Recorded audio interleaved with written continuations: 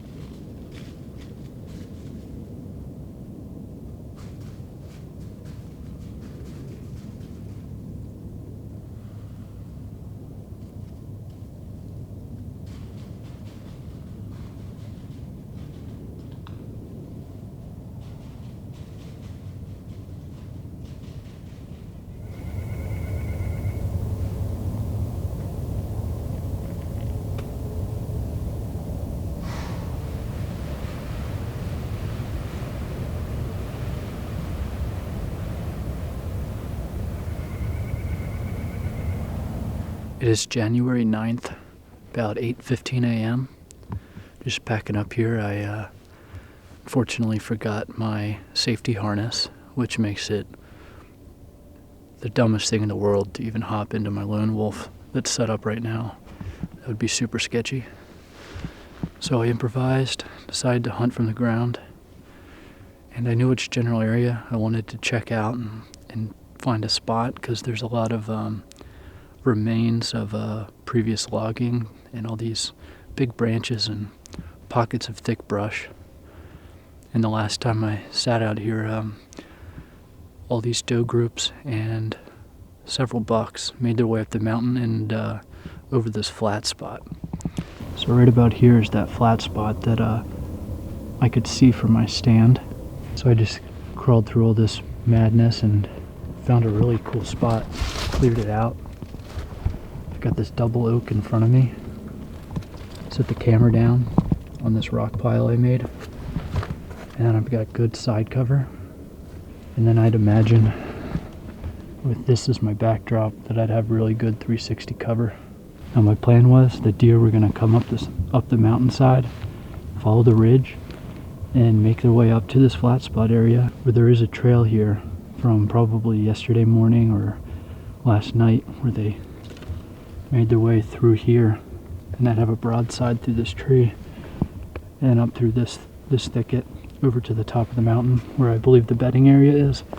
So if any movement like that would have happened, I think that would have worked nicely. But what did happen this morning was around 10 minutes after first light, I heard a fox. Well, I thought it was a deer, but a fox came from behind me on my left at the top of the mountain and worked his way down behind me. He got within 10 feet of me, just behind this little tree here, scurried past me and down in front. Pretty sure I got that on the GoPro pretty good. That was awesome. So that gave me a lot of confidence in my position. It was just a matter of the thermals working out, which I was hoping, because it's such a cold morning and when the sun came out, that my thermals would shoot straight up. But I was really getting a slow drift to the right, and I'd imagine they were going uphill slowly as well, but it wasn't perfect. Lauren is 200 yards below me and to the right in her tree stand, and she warned me that a pretty big doe group was working their way up, and they came up to my right side and slowly traversed towards me, but they got past me and reached the top of the hill at about 40 or 50 yards, and they stopped. And they stopped behind this beech tree section, and I peeked out and looked at them, and they had their backs towards me, but they eventually caught my scent and just had one nice blow, and then just bolted off away from me. So for the situation at hand, given that I could not get myself in a tree stand safely, it worked out pretty well, and I think this is a spot I would really like to come back to someday. But time is running out, and I just need that one more opportunity to get a shot out at my target buck or a doe, something.